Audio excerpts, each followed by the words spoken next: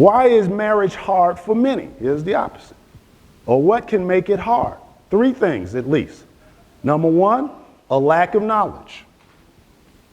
In other words, a lack of knowledge on what a husband or wife is based on the Bible.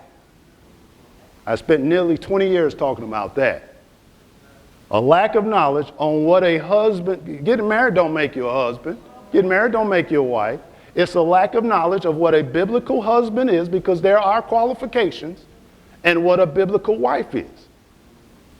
Because when you're ready to get married, you are already a husband. You are already a wife. It's just a matter of those purposes coming together. So that's number one, lack of knowledge, what can make it hard. Number two, unequally yoked. Now we know the opposite. Once again, something I've taught for 20 years. Once again, we understand the unequally yoked of believer and non-believer, but we also know that you can have two Christians who are unequally yoked.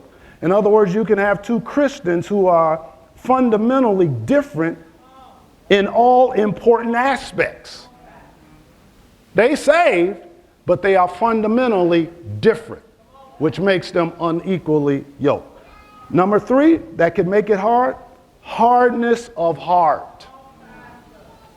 In other words, there can be unforgiveness, there can be bitterness, and that could be with both parties, or that could even be with one spouse. And we know if there are some issues there, Scripture tells us, can two walk together except they agree? So you can't come into agreement when hearts are hard. Even if one of the hearts are hard, you can't come into agreement.